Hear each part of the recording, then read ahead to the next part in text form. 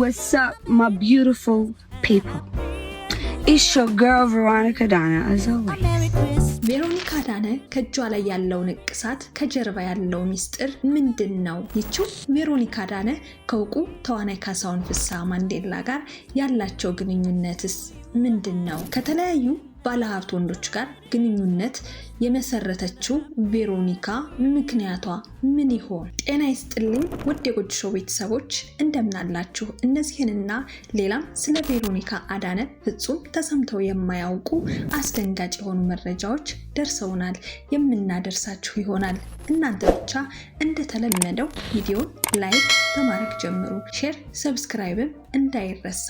የለቀቅናቸው ቪዲዮዎች በቀጥታ እንዲደርሳችሁ የደወል ምልክቷን ተጫኑ። እነሆ ዝርዝር የመረጃ መረቤን ዘረጋሁ።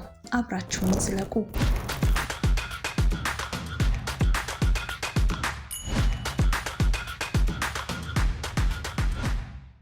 ተወዳጇ ድምፃዊት ቬሮኒካ አዳነ የዘመናት ህልሜ የመጨረሻ ንቅሳቴ በሚል በታጀበ ጽሑፍ ያጋራችው የድንግል ማርያም ስዕል አድኖ በእጇ ላይ የተነቀሰችው በሚታየው ፎቶዋ በርካታ ውዝግቦች እየታዩ ይገኛል። ቬሮኒካ አዳነ ለተቸገሩት ደራሽ፣ ለገንዘቧ የማትሰስት ለጋስ፣ የሷን ድምጽ ለሚሹ ሁሉ ድምጿን ለማሰማት የማታመነታ ተወዳጅ አርቲስት ናት። በርካታ ምስቅልቅል ህይወቷን እንዳሳለፈች የምትናገረው ቬሮኒካ ወጣቶች ከሷ እንዲማሩ ያለፈችበትን መሰናክልና ፈተና በሚዲያ ቀርባ ለህዝብ ያካፈለች ድምፃዊት ናት።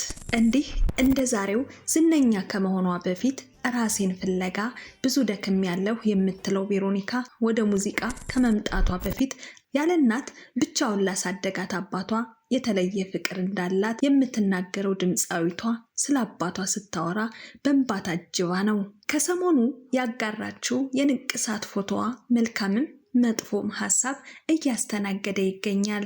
አንዳንዶቹ በመልካም ጎኑ የተመለከቱትን ያህል በርካቶች ከባድ ውርጅብኝ እያዘነቡባት ይገኛል። ቀሪዎቹ ደግሞ የሚሆነውን ሁሉ በመመልከት ግራ ተጋብተው ጸጥ ብለዋል። እሷም ይህንን ጉዳይ በዝምታ ማለፍ አልፈለገችም እና ሀሳቤን እንካችሁ ብላለች። ለመሆኑ ምንስ አወዛጋቢ ጉዳዮች ተፈጠሩ? ለዚህ ምላሽ ቬሮኒካ ምን ምላሽ ሰጠች? ታቶውንስ ለመነቀስ ምን አነሳሳት? በተጨማሪም አርቲስቷ ያለፈችበትን አስገራሚ የህይወት መስመር ምን ይመስል ነበር? ለብቻዋ ያለቀሰችበት ጊዜያትስ ምን ይመስላሉ? በሷ ታሪክ ብዙ ትምህርት ታገኙ ይሆናል ብለን በርካታ ጉዳዮችን ዳሰናል። ወደ ዝርዝር መረጃዎች እናልፋለን።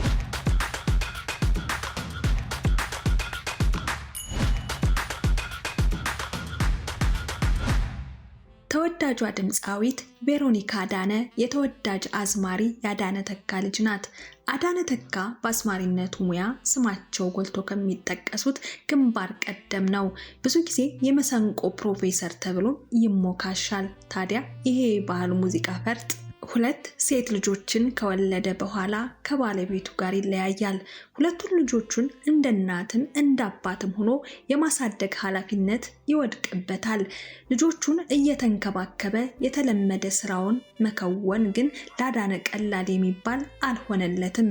ቬሮኒካ አዳነና ፍሬ ህይወት አዳነን የማሳደግ ኃላፊነት ከስራ ጋር ደርቦ ተያያዘው። ቬሮኒካ የሚለውን ስም ያወጣችላት አክስቷ ስትሆን አንድ ፈረንጅ እንደነገረ ከሆነ ቬሮኒካ ማለት አሸናፊ ማለት ነው ይለናል። ስሙ በመጽሐፍ ቅዱስ ውስጥ ያለም ስለሆነ ወደድኩትናም ልጄ ቬሮኒካ እንድትባል ወሰንኩ ይለናል አዳነ ተካ።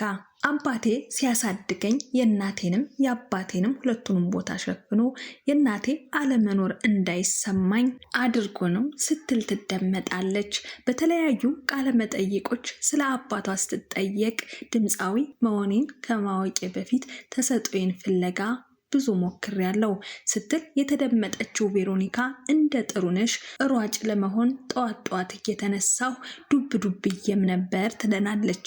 ከዛ በዘለለም የስዕል ፍቅሩ ስለነበረኝ የተወሰነ ስዕል ሞነጫጭሬ ያለው ስትል ትናገራለች። ዲዛይነር የመሆን መስሎኝም ልብስ እየቀደድኩ መልሼ እየሰፋው ስሞክርም ነበር። ገመና ድራማን በቲቪ ካየው በኋላ ለምን የፊልም ደራሲ አልሆንም ብዬ ስክሪፕት መጻፍ ጀምሬም ነበር ትለናለች።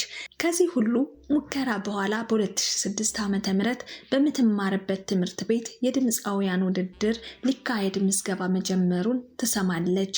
ለመሞከር የማታመነታዋ ብላቴና ተመዘገበች። ውድድሩንም በአንደኝነት አጠናቃ የምስክር ወረቀት ተሸላሚ ሆናለች። ይሄኔ ነው የእሷ ተሰጥኦ ድምፃዊነት እንደሆነ የተረዳችው። ተሰጥኦዋን ፍለጋ በየዘርፉ ስትኳትን የነበረችው ቬሮኒካ ነፍሷ ሙዚቃ ላይ አረፈች። የአባቷን ፈለግም መከተሏን አረጋገጠች። እንዲህ እያለች ራሷን ወደ ጥበቡ ዓለም እያስጠጋች እያለም የ12ኛ ክፍል ብሔራዊ ፈተና ወስዳ ወደ መቀሌ ዩኒቨርሲቲ በጋዜጠኝነትና ስነ ተግባቦት የሚያስገባት ነጥብ ስላገኘች ትምህርቱን ተቀላቀለች። ቬሮኒካ በ3 ዓመት የትምህርት ቆይታዋ ትምህርቷ ላይ ብቻ ሙጭጭ አላለችም ነበረም። ይልቁንም በተለያዩ ዝግጅቶች ላይ በመግባት የሙዚቃ አቅሟን ለማሳደግ የምትችለውን ሁሉ ስትሞካክር ከቆየች በኋላ ተመርቃ እንደወጣች የሌሎች አርቲስቶችን ዘፈን አስመስላ በመስራት ሙዚቃ ሳትሰራ ዝነኛ ለመሆን ቻለች። በሕዝብ ልብ ውስጥ ያሉ ቆየት ያሉ ሙዚቃዎችን ጥንቅቅ አድርጋ በመስራት ተወዳጅነትንም አተረፈች። የራሷ የሆኑ ነጠላ ዜማዎችንና አልበምም ጭምር ለሕዝብ ያበረከተችው ቬሮኒካ መጠሪያዬ ስትል የሰየመችውን አልበሟን በ17 ሚሊዮን ብር በመሸጥ ዳጎስ ያለ ገንዘብ በማስገባት የናጠጠች አርቲስት ለመሆን በቅታለችም። እመኑኝ ሁሉም ነገር ያልፋል የምትለዋ ቬሮኒካ እንደ ዛሬ በሰው ሳትከበብ አድናቂዎቿ ሳይበዙ 3 ጊዜ ራሷን ልታጠፋ እንደነበረ በመናገር ዛሬ የማያልፍ የሚመስል ሁሉ ነገር እንዳለቀሳችሁ አትኖሩም በማለት ለወጣቶች ልምድና ተሞክሮዋን ትናገራለች። ተደጋጋሚ የሆነ ኦፕራሲዮን ተሰርቶልኝ ነበር። የኔ መኖር ልክ አይደለም ብዬ አውቃለሁ። በርካታ የጭንቀትና የውጥረት ሌሊቶችን አሳልፌያለሁ። ራሴን አለማጥፋቴ ግን የዛሬ ህይወቴን እንድኖር አድርጎኛልም ትለናለች። ቬሮኒካ በምታደርጋቸው ሰናይ ምግባሮቿ በበርካቶች ዘንድ በመልካም የሚጠራ ቢሆንም አንዳንዴ ደግሞ የሰሉ ትችቶችንም ታስተናግዳለች። የአሜሪካዊቷ አቀንቃኝ አድናቂ የሆነችው ቬሮኒካ ለሪሃና በምትሰጣቸው ሀሳቦች አንዳንድ በቀልድ እያዋዙ ይተቿት ነበር። ከሰሞኑ ደግሞ የቅድስት ድንግል ማርያምን ስዕል አድኖ በእጇ ላይ ተነቅሳ የዘመናት ህልሜ የመጨረሻ የንቅሳት የሚል ጽሑፍ አክላበት በማህበራዊ ትስስር ገጽ ላይ አጋርታናለች።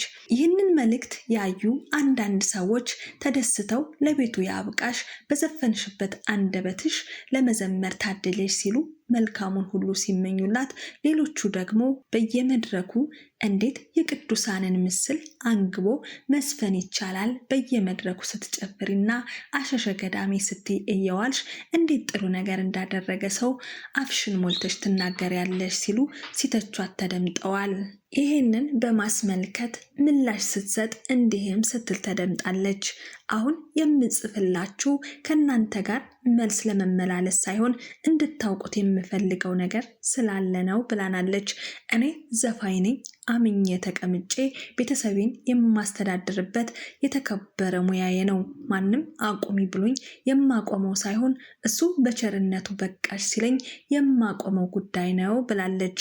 የዛን ጊዜ እንኳን ሙያዬን ዓለምን ክጄ ልመንን እችላለሁ ትላለች ቬሮኒካ። እኔና ፈጣሪ ያለንን ንግግር ጠልቃችሁ አታውቁም። እኔና አምላኬ ያለንን ግንኙነት አታውቁም።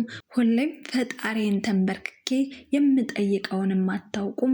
ጌታችን መድኃኒታችን ኢየሱስ ክርስቶስ ምድር ላይ ያለ ከጻድቃን ጋር አልነበረም? ልክ አንዳንዶቻችሁ ምን ሆኖ ነው ከኃጥአን ጋር የሚውለው ጥያቄያቸውም ነበር። የእመቤቴን የቅድስት ድንግል ማርያም ንቅሳት መነቀስ የዘመናት ህልሜ ነበር ማለት መነቀስ አቅቶኝ ነበር ማለት ሳይሆን ልነቀሳት ወይስ አልነቀሳት የሚል ጥያቄ ውስጥ ለዘመናት ነበርኩ ማለት ነው። መነቀሴ ልክ ነበር። በጣም ደስተኛ ነኝ። ድንግል ማርያም ድሮም አብራይ ናት፣ አሁንም በይበልጥ አብራይ ናት። ድንግል ማርያም እስከ መጨረሻው አብራሽ ትሆን እንላለን። ቬሮኒካ አዳነ ከእውቁ ተዋናይ ካሳሁን ፍስሐ ማንዴላ ጋር የፍቅር ግንኙነት እንዳላቸው በተለያዩ ሶሻል ሚዲያዎች ላይ ሲወራ ከርሟል። በመሆኑ ትክክለኛ መረጃውን አጣርተን እንደደረስንበት ማንዴላና ቬሮኒካ ቀይ መስመር የተሰኘ ፊልም ላይ በትወና አብረው በመስራት ላይ እያሉ አብረው የተነሱት ፎቶ እንደሆነ አረጋግጠናል። ከዛ ውጪ ምንም አይነት የፍቅር ግንኙነት እንደሌላቸው ደርሰንበታል። ቬሮኒካ አዳነ አንድ ወቅት ላይ ዱባይ የነበረ ፍቅረኛዋ ባልገመተችው ምክንያት ወደ ፍቅር ግንኙነት ካስገባት በኋላ ክህደት ፈጽሞባታል።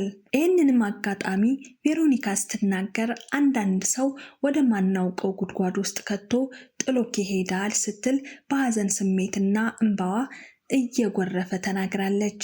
ይህም አጋጣሚ በልጅነቷ በወላጅ እናቷ አለመወደዷ ሲጨመር እንዲሁም በሃይ ስኩል መምህሯ ጭምር መጠላቷን ስታስብ አሁን ደግሞ ፍቅረኛዋ ጠልቷት እንደሆነ በማሰብ አደገኛ ድባቴ ውስጥ ገብታ እንደነበረም ታስታውሳለች። በአዲሱ አልበሟ ይህንን የፍቅር ታሪኳን ትዳስሳለች። በዚህም ምክንያት ከተለያዩ ወንዶች ጋር እንደምትወጣና ለወንድ ብዙም ጥሩ አመለካከት እንደሌላት ማግባትም እንደማትፈልግ ወንዶችን እየቀያየረች አሸሸ ገዳሜ ብቻ እንደምትፈልግ የቅርብ ጓደኞቿ ነግረውናል። ውድ ቤተሰቦች ለዛሬ የነበረኝ የመረጃ መረብ ይህንን ይመስል ነበር። ቪዲዮን ላይክ፣ ሼር፣ ሰብስክራይብ በማድረግ ቤተሰብ ሁኑ። እንዲሁም የለቀቅናቸው ቪዲዮዎች በቀጥታ እንዲደርሳችሁ የደወል ምልክቷን መጫናችሁን እንዳትረሱ። በቸር ያገናኘን። ሰናይ ጊዜ።